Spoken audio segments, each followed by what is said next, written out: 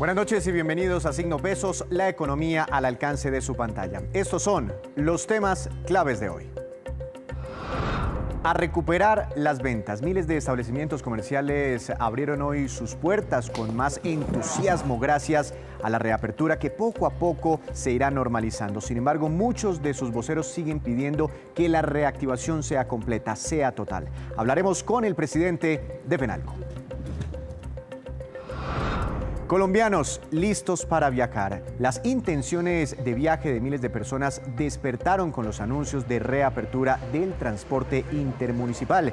El vocero de estas compañías de buses nos explicará cómo será la operación que los viajes por carretera, desarrollarán a partir del próximo martes.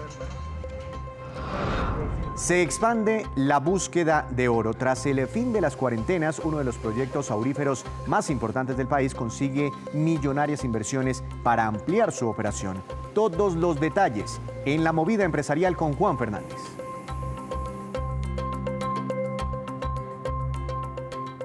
Y comenzamos esta emisión hablando de la reapertura del comercio ordenada a nivel nacional por el gobierno nacional, pero que en ciertas ciudades como Bogotá aún presenta restricciones que no cayeron muy bien entre los establecimientos. Para hablar del tema, saludo al presidente de FENALCO, al doctor Jaime Alberto Cabal. Doctor Cabal, bienvenido nuevamente a Signo Pesos. Buenas noches. Bueno, muy buenas noches. Muchas gracias nuevamente por la invitación al programa y un saludo para todos los televidentes de Caracol. Doctor Cabal, en pocas horas la alcaldesa Claudia López cambió de decisión y dijo, palabras más, palabras menos, los comerciantes ya no operarán 4, sino 5 días a la semana. ¿Por qué les parece esa decisión insuficiente todavía? Bueno, a ver, sin lugar a dudas, es mejor un día más que un día menos, como estaba inicialmente planteado de 4 días. Lo que pasa es que cuando uno analiza un poco la letra menuda de esta nueva realidad, que sin lugar a dudas celebramos, aplaudimos de que comience ya en septiembre una senda de reactivación, de recuperación del comercio a nivel nacional, pero particularmente el caso de Bogotá, que es prácticamente el 45% del país, pues es fundamental. ¿Qué nos sigue preocupando? Nos sigue preocupando que de todas maneras, si uno analiza 5 días a la semana de 7, pues estamos hablando que allí el comercio trabajaría alrededor de un 71% de su capacidad instalada y de la potencialidad de sus clientes. Pero si adicionalmente a esos 5 días que se van a trabajar le afectamos el hecho de que continúe la medida de pico y cédula, pues quiere decir que ahí se va a restringir un 50% del mercado. Es decir, durante esos días, en el sentido de que va a haber una afluencia de la mitad de la población bogotana a demandar los productos del comercio. Eso quiere decir que estaríamos trabajando alrededor del 35%. Pero si adicionalmente usted mira las medidas de capacidad de aforo, que no pueden superar el 35% en centros comerciales, en almacenes a borde de calle, que tampoco pueden tener más de los clientes requeridos, entonces estamos hablando que esa afectación significa que el comercio va a trabajar a un 12.3% de su capacidad instalada y al 12.3% de las posibilidades de clientes y de ventas.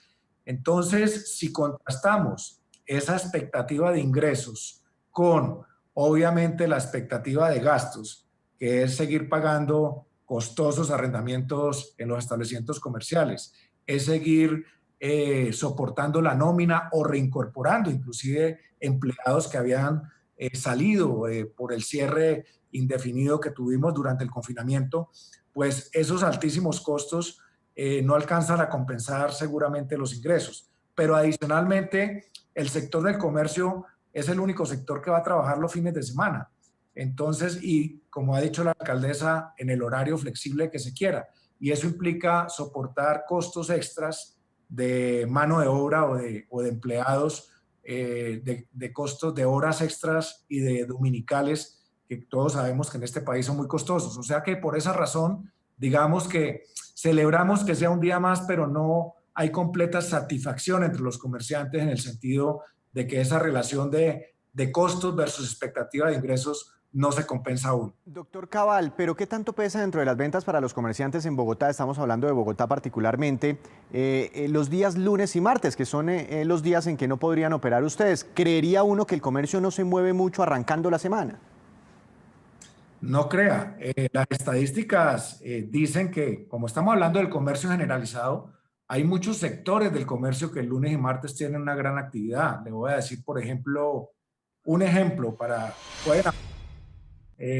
las ferreterías y los almacenes de insumos de la construcción se mueven muchísimo los lunes porque está comenzando la semana, se están obviamente proveyendo los requerimientos que tienen las distintas obras que se están llevando, bien sea de remodelación o de construcción, y así hay muchos sectores del comercio que ese cierre de lunes y martes los afecta muchísimo. El clúster de la moda también ese es, digamos, las marcas de almacenes de confecciones, de textiles, de calzado, de accesorios, también se mueve, por ejemplo, los lunes y martes. O sea que de todas maneras sí hay una afectación importante. Obviamente los fines de semana se mueve mucho más el mercado y por eso desde FENALCO siempre no estuvimos de acuerdo con los toques de queda durante los fines de semana y los puentes festivos que sin lugar a duda fueron una gran causa para que el comportamiento en estos meses y el desempeño, especialmente en julio,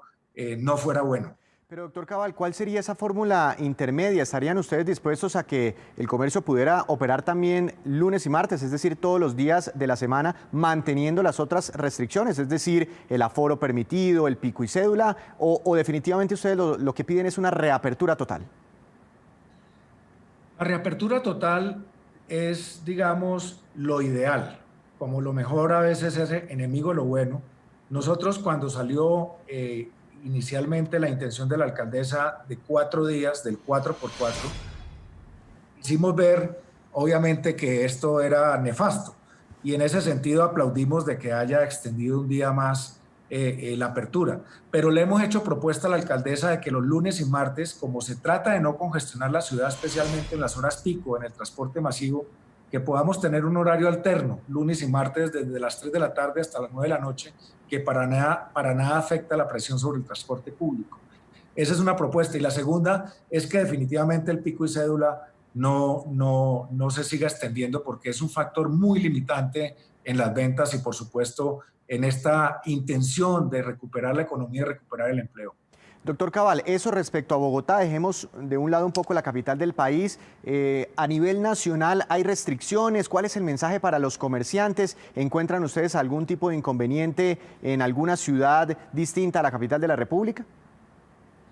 Sí, efectivamente, digamos que el caso más notorio por su peso específico es Bogotá, pero hay otras regiones del país, el caso de Santander, igualmente algunos casos en las distintas regiones del país como Nariño, que continúan con algunas restricciones. El llamado que nosotros le hacemos a los comerciantes, pues es obviamente eh, beneficiarnos de esta reapertura, pero seguiremos trabajando para hacer caer en cuenta de que estas medidas no contribuyen realmente al contagio. Lo que contribuye a este momento que estamos pasando definitivamente es esa disciplina social, ese autocuidado personal, los protocolos de bioseguridad que el comercio los tiene totalmente, digamos, garantizados. Y una reflexión, ya que me da la oportunidad de participar nuevamente en el programa. Esa reflexión es, los supermercados, por ejemplo, han funcionado todos los días desde que empezó el confinamiento y no ha habido probado un solo brote o contagio de coronavirus dentro de los supermercados gracias a los protocolos de bioseguridad. Eso quiere decir que sí se puede manejar con protocolos y con cuidado personal y con disciplina social en la calle, que es donde se debe controlar la reapertura. Los comerciantes formales se preguntan si pagamos impuestos, si pagamos costos altos, ¿por qué el comercio informal no goza de ninguna restricción y los formales que contribuimos a los impuestos nacionales y del Distrito de Bogotá y de otras ciudades del país sí tenemos que soportar esas restricciones que se están dando? Doctor Cabal, en medio de la pandemia y bueno, de los picos que se presentaron en algún momento, se aplazó el tercer día sin IVA y en ese momento se hablaba de eventualmente pensar en una nueva fecha para Amor y Amistad en septiembre. ¿Ya hay algo claro, algo definido, alguna propuesta por el lado de ustedes, algún mensaje del gobierno nacional sobre cuándo sería ese tercer día sin IVA que está pendiente? Bueno, este tema lo estamos retomando con el gobierno nacional. Está, digamos, de alguna manera, tiene que ser reglamentado por la DIAN. Nosotros desde el comienzo compartimos que era necesario el aplazamiento del tercer día sin IVA y esperar que hubiera un mayor nivel de reapertura para beneficio de consumidores y para beneficio, por supuesto, también del comercio. Y por eso planteamos desde un principio que fuera a finales de septiembre o principios de octubre y esperamos que de esa manera podamos llevar a cabo el tercer día sin IVA. Pues estaremos entonces muy pendientes de esta información. Doctor Cabal, que tenga una feliz noche. Muchas gracias por aceptar, como siempre, la invitación de Signo Pesos. Bueno, muchas gracias a ustedes. Un saludo cordial a todos los televidentes. El comercio, uno de los más sacrificados durante estas épocas de pandemia. El reinicio de todas las actividades económicas en Bogotá, cumpliendo con las medidas de bioseguridad, es urgente para los expertos. Las graves consecuencias económicas, la destrucción de miles de empleos y el aumento de la pobreza por efecto de la pandemia no dan más espera y hay que tomar medidas urgentes para resolverlos. Veamos. La reactivación total de la economía en Bogotá es la petición inmediata de los empresarios para resolver el impacto negativo que han dejado 5 meses de parálisis por efecto del confinamiento. La disminución, por ejemplo, en un cerca de 17% de las empresas que renovaron su matrícula mercantil respecto del año inmediatamente anterior, demuestra un impacto negativo del tejido empresarial que no es fácilmente recuperable y que nos pasará factura en términos de empleos y, por supuesto, de ingresos para las familias. La mayoría de estas empresas en Bogotá que no pudieron renovar su matrícula mercantil son pequeñas. Todavía un 38% estaría en disposición de cerrar por completo sus actividades económicas y un porcentaje todavía muy grande no puede cubrir los costos operativos de la nómina de los arrendamientos. Es por eso que hemos insistido en que se debe activar un paquete de medidas económicas para este periodo de reconstrucción del tejido empresarial que propenda por 2 pilares fundamentales. Por un lado, la reactivación de la demanda y por otro lado, la conservación y la generación del empleo. La alcaldesa de Bogotá, Claudia López, autorizó abrir a partir del 1 de septiembre el comercio al por menor de miércoles a domingo entre las 5 de la mañana y las 9 de la noche. Pero insistimos, se requieren los 7 días, así sea que lunes y martes podamos abrir después de las 3 de la tarde. Recordemos que el comercio al detal es el final de la cadena productiva. En la medida que ese final sea amplio, toda la cadena fluye. Pero si se ajusta, pues va a dejar de fluir. Solo entre marzo y mayo de este año, el número de personas ocupadas en Bogotá disminuyó en 890.000 frente al mismo periodo del año pasado y entre abril y junio de este año liquidaron en Bogotá más de 1 millón de empleos. Y desde el próximo martes se reabre en todo el país el transporte terrestre intermunicipal. Para hacer claridades sobre este tema, le doy la bienvenida al doctor José Yesid Rodríguez. Él es el presidente de ADID. Doctor Rodríguez, buenas noches, bienvenido a Signo Pesos. ¿Cómo ha estado? Buenas noches, un saludo muy especial a toda la audiencia de Caracol. Doctor Rodríguez, le confieso, tengo unas ganas enormes de volver a viajar, de visitar mi pueblo nuevamente. A partir del próximo martes, ¿ya me puedo montar para viajar en un bus intermunicipal o será una reapertura gradual?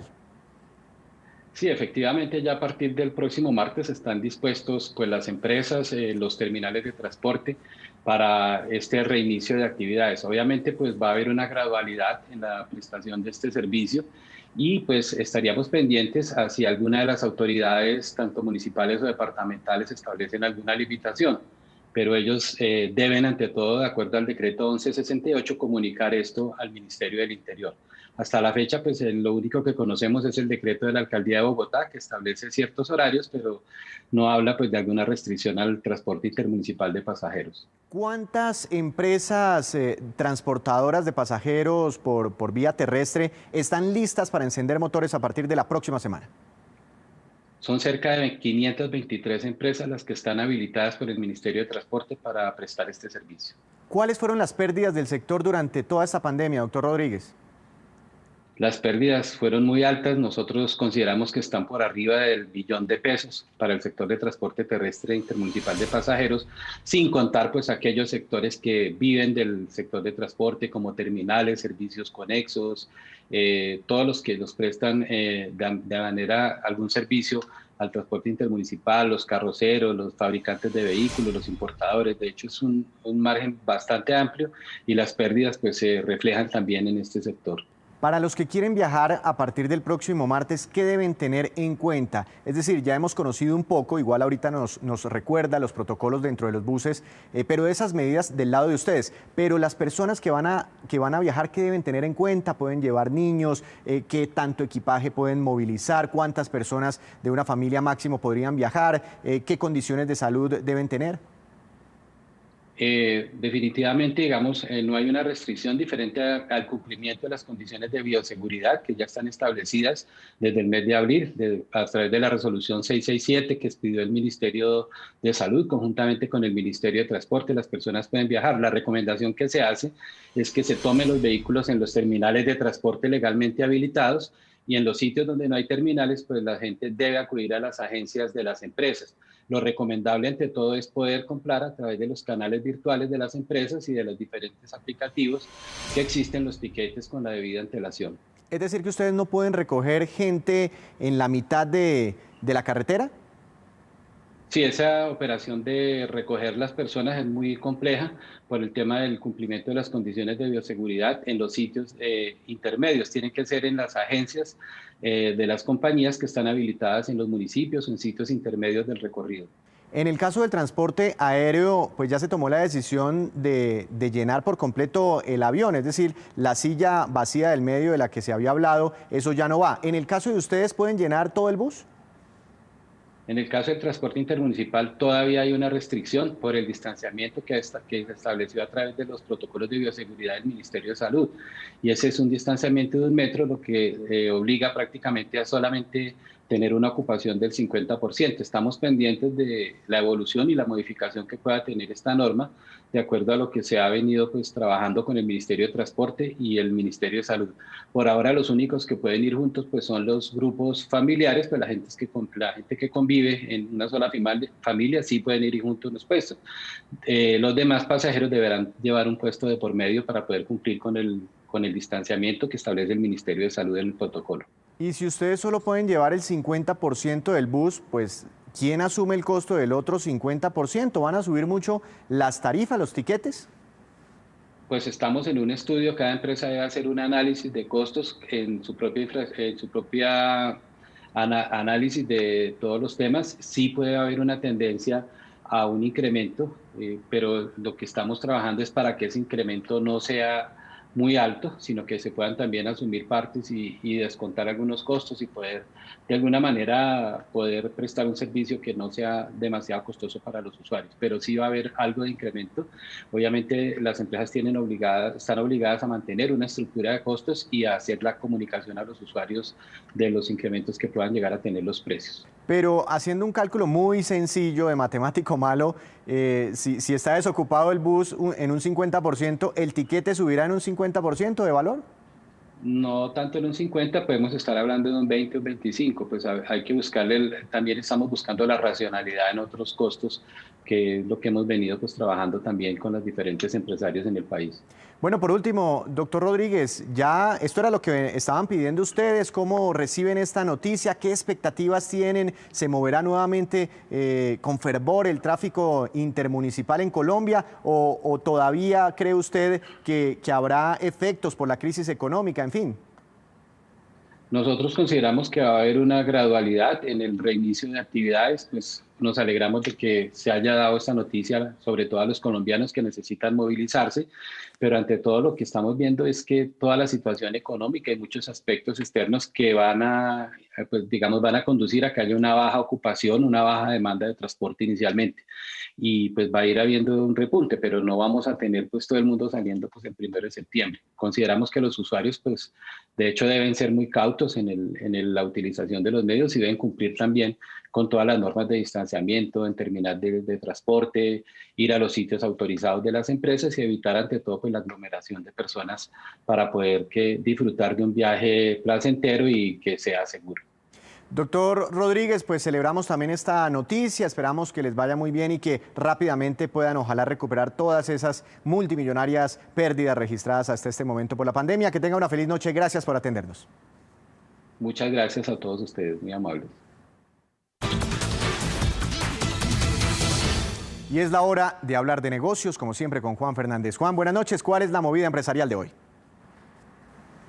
Víctor, buenas noches. Hoy voy a hablar de minería y cómo se empieza a mover uno de los proyectos más grandes de la industria en el país, el de Caldas Gold y su mina de oro en Marmato. Caldas, lo nuevo está con que acaba de recaudar 83 millones de dólares para financiar la expansión de sus operaciones mineras en Marmato. Y es un dato importante porque con ese monto logra el financiamiento que requería, que son unos 240 millones de dólares para llevar a cabo la expansión de su mina subterránea de oro de Marmato. El costo total del proyecto ronda los 300 millones de dólares. Esa ampliación permitirá aumentar el número de empleados entre directos e indirectos a unos 2.700 más o menos. Juan, ¿y cuál es la importancia de este proyecto? Pues Víctor, la expansión iniciará desde el próximo mes y es relevante porque será el primer proyecto de infraestructura significativo de minería en Colombia después de la cuarentena producto del COVID-19 y es una de las mayores inversiones que va a recibir el departamento de Caldas en las últimas décadas. El proyecto de Marmato tiene unos recursos cercanos a los 14 millones de onzas de oro y plata y detrás tiene una historia interesante. Es una zona rica en oro y explotada desde hace siglos, incluso antes de la época precolonial por los indígenas Quimbaya. Los colonizadores españoles asumieron el control de las minas por allá en 1527 y desde entonces las minas han estado activas. Dice la historia recopilada por la misma compañía que el oro de Marmato era tan importante que Simón Bolívar utilizó las minas como garantía con los bancos británicos para obtener fondos y así luchar por la independencia de España. Cuando empezó a construir la patria. Y Juan, ¿cuál ha sido el comportamiento de la producción? Sí, Víctor, la producción anual actual debe andar sobre las 30.000 a 35.000 onzas, pero el impacto de esa ampliación será tan grande que la producción saltará a más de 160.000 onzas al año. La primera fundición se dará a mediados de 2023. Al final se calcula que hay un estimado adicional de 1.6 millones de onzas de oro recuperado durante la vida útil de la mina, que sería de unos 16 años. Y esta, pues es, Víctor, la movida de hoy sobre oro y el primer gran proyecto minero que se concreta después de la cuarentena. Regresamos con la cifra económica del día. Es la siguiente, es una cifra positiva, 7,1%, porque corresponde al índice de confianza reportado por las empresas del sector comercio durante el pasado mes de julio, según la medición que hace Fedesarrollo. La cifra significa una mejora sustancial de 10,1 puntos porcentuales con respecto a ese mismo índice en junio. Por primera vez en medio de la pandemia, los comerciantes muestran optimismo. Este indicador se ubica en terreno positivo. Entre tanto, el índice de confianza industrial se ubicó en 8,5 puntos porcentuales negativos también en julio. Y de la misma forma significa una mejora de 12,3 puntos porcentuales frente al mes de junio. Todo esto muestra que poco a poco las empresas se están viendo en mejores condiciones, ven un mejor panorama para los próximos meses y se están animando en este proceso de recuperación empresarial. Y ante la Comisión Tercera del Senado, el superintendente financiero Jorge Castaño entregó hoy interesantes cifras sobre el comportamiento del crédito durante este año. Veamos lo que dijo sobre la evolución de los préstamos bancarios dirigidos puntualmente a personas naturales. Para los hogares, a pesar de que existe un mayor nivel de desempleo, un mayor nivel de riesgo, los agregados en comportamiento de la cartera también está creciendo, es decir, los créditos durante la pandemia han seguido manteniendo un nivel de flujo, por supuesto los desembolsos, como es esperado, mucho menor. Si nosotros vemos estas dos gráficas, la tasa de crecimiento de la cartera de consumo son tarjetas de crédito, que es la forma de financiación más común que tienen los colombianos en todos los sectores, lo que tiene que ver con libre inversión, lo que tiene que ver con créditos de vehículos, etcétera, ha tenido una tasa de crecimiento real del 6,4%, por supuesto menor la que venía, pero sigue siendo bastante positiva. En la medida en que exista esa reactivación, creemos y nuestra expectativa es que esta tasa siga manteniéndose por estos niveles. Y en créditos de vivienda, la línea verde, 6,3% tasa de crecimiento real de la cartera de vivienda, siguen dándose desembolsos para que los colombianos puedan acceder a la financiación de su vivienda. El segmento de vivienda de interés social ha contribuido específicamente a esta dinámica del portafolio con unas tasas cercanas al 12,5% de crecimiento. Aquí están las solicitudes, senador Cepeda, nos comprometimos con ustedes en los debates de la legislatura anterior a analizar adecuadamente cuál era la tasa de aprobación de las solicitudes de los créditos, ya no solo en el Fondo Nacional de Garantías, sino en general en todo el sistema financiero, y aquí está la información. Para cada uno de los diferentes segmentos pues existe cuál es el comportamiento en materia comercial. Hay un gran avance en términos de las solicitudes y en términos de las aprobaciones. No sucede lo propio en créditos de consumo. Los créditos de consumo en su gran mayoría, al tener un componente, llamémoslo así, de mayor perfil de riesgo, ya vamos a ver las solicitudes y las causales de negación, pues sí está teniendo una restricción mayor, pero no está pasando lo propio con los créditos de vivienda ni está pasando lo propio con los créditos comerciales. Allí, tanto por monto o por número de solicitudes, vemos una tendencia bastante positiva y en crecimiento en términos de la aprobación de los créditos. Y ahora estos son los indicadores económicos que usted siempre debe conocer antes de irse a dormir. La tasa representativa del mercado que regirá mañana será de 3.820 pesos con 17 centavos. El dólar bajó 26 pesos con 47 centavos. El petróleo de referencia Brent, referencia para Colombia, tuvo un retroceso de 1,21%. Se ubicó en $45 con 9 centavos por barril. El precio interno del café colombiano bajó y quedó en promedio para mañana a 1.170.000 pesos por carga. El índice Colcap de la Bolsa de Valores de Colombia bajó 0,17%. La acción más valorizada fue la de ISA, con una ganancia de 2,14%, y la acción que más cayó fue la de Corfi Colombiana, empresa del Grupo Aval, que tuvo un retroceso de 2,57%. Y antes de despedirnos, los dejo con este dato que revela un estudio también de Fedesarrollo. Por cuenta de la pandemia, Colombia terminará este año con un nivel de pobreza del 38%. Eso será un incremento sustancial frente al nivel registrado antes de la llegada de esta enfermedad, que rondaba por ahí el 27%. Por el lado de la pobreza extrema o indigencia, este año cerrará en el 10%. A comienzos de 2020 el nivel de la pobreza extrema estaba en el 7% aproximadamente, pero mañana ampliaremos esta importante información.